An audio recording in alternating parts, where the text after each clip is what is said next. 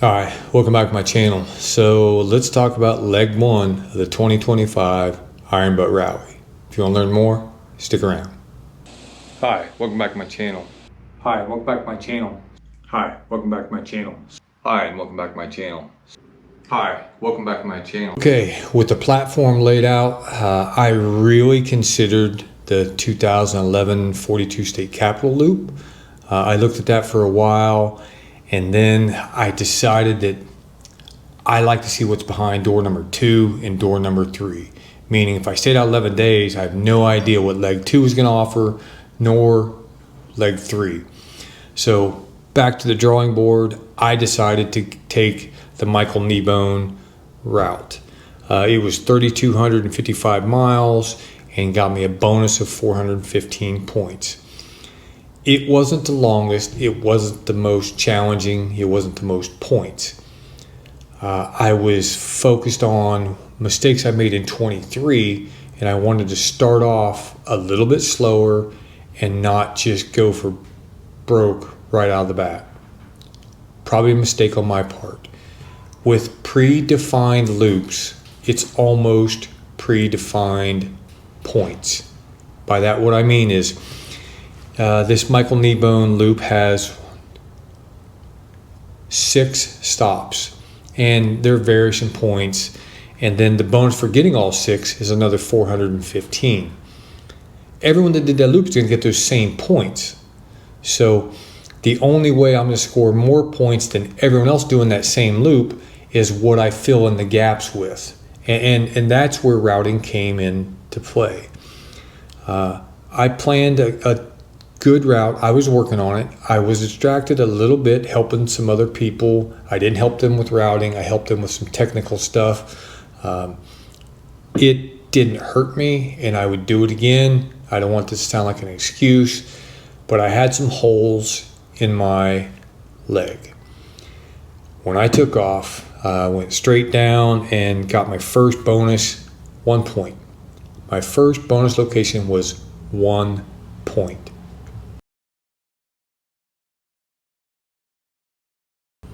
Most of us that have run a rally before would never stop for 1 point. The rally points were very small, so they're relative. So I stopped and I got my first bonus. That was pretty cool. I got it out of my system. I got ready to go.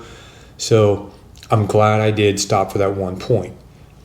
Now, I dropped down to I-70 and I started headed across I-70. I quickly realized that I left a void in my route. I had about 1,000 miles to go without scoring a single point. So quickly realized that wasn't going to work. I pulled my iPad off, threw it in my tank bag, and easier to reach that way. Opened up my Garmin Tread app and started planning on the fly. And that worked pretty well for me. I scored points all across I-70, picked up a couple locations. I'll show you some pictures. And then continued my loop. One of the bonuses in my loop was the Humming Stone in Vermont Visitor Center. All right. So got to take a picture, and then inside the rally book, it says you must also hum, because it's a humming stone, hum for 10 seconds. Inside the rally app, there's a little microphone. You push that button, it starts recording. You push the next button, it stops recording. It attaches automatically and you submit it. Every day we had call-in bonuses, different things. You got an email about 6 o'clock in the morning, and you had typically 6 to 10 to accomplish that goal. So I did all those things. I worked into my meal bonuses. I got to where I really liked the meal bonuses. It was a good break off the bike and some good nutrition. First night I got into Indianapolis, and it started to rain on me. I was only about 900 miles in. I'm very familiar with that area. I thought, based on timing, I needed to go ahead and take at least a 4-hour break. So that's what I did. I stopped in Indianapolis, took a 4-hour break, got up and headed back out. Continued on to I-70, stopped at the AMA Motorcycle Museum just outside of Pickerton, Ohio, and continued on.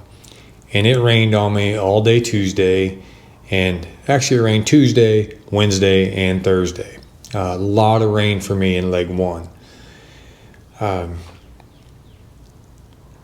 East Coast had a good bonus underneath the GW Bridge, and that was a really big challenge. The pin drop showed you arriving when you're in the middle of the GW Bridge. They did give us some email with some guidance on where we thought we could park. We were going to have to walk to get this bonus, 65 points. So based on base camp and what I had, I was going to arrive about 9:30 at night. So didn't think that was so bad. It took me 3 loops around the GW Bridge to figure out where I needed to exit and make it work. Once I did so, I was in New York City, and I mean the ugly part of New York City. I had to walk through a park. I had to park my bike on the street in a spot that just wasn't so nice. I ended up taking everything off my bike that I could and locked it up. I took my GPSs off. I locked everything up that I could. That meant I had to carry my helmet, and I had to carry some stuff with me that I normally wouldn't have.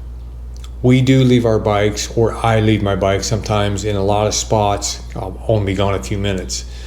The bonus under the GW Bridge was about a 2-mile walk by the time I figured out where I had to go and backtrack. I had to walk through a park that was overgrown, pitch black. The only way I could find my way through it was with a flashlight.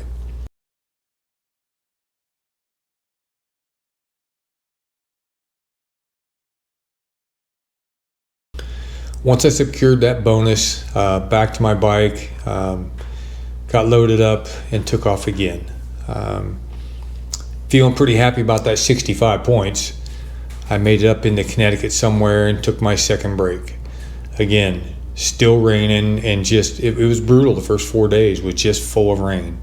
Went up through Vermont, got the Sundial location, Sullivan's Incorporated location, and then I headed for Ladd's Landing in Grand Island, New York.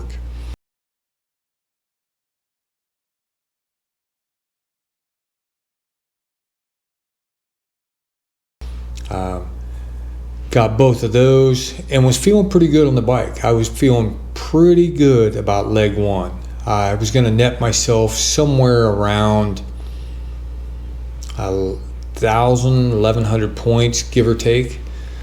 Worked my way back, and by the time I got into Iowa again, the sun was out, things were warm. I was pretty happy. This loop, I wore my Aerostitch gear. I wish I'd wore the Climb because it rained so much, but it is what it is.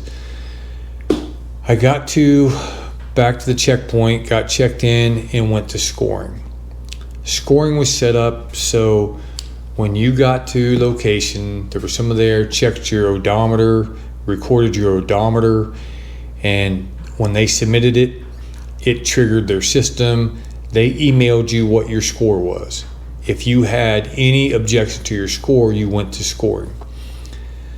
I had to go to scoring, and instead of getting 1,000 points, I only got 400. I was a little bit shocked, extremely disappointed, and largely confused. I was denied every single bonus that had an audible attachment, to include one of the mandatory checkpoints, the humming stone. You had to hum for 10 seconds. The denial only said no audible attached. Initially, again, very upset, very disappointed. I did what I was supposed to do. All I do is push a button to start it, push a button to stop it. It attaches itself. It's not like you're sending an email and I forgot to attach it. So I at first I was, like I said, just really upset. I've been enough of Paul Tong's rallies. I've used this app enough. It works. It works all the time. I rarely have any issues. So I couldn't understand what was happening. Why was I so low in points? Why was I denied this? I tried to talk to Paul. I was a little upset and not ready for that, so I walked away. I had nothing constructive to say. I needed time to process this and understand in a rally laid out where we're all scoring the same points.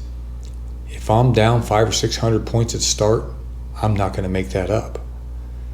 So later on, after I got the bike prepped for the next day and went and got some dinner before I went to bed, I ran into Paul and his wife Tara.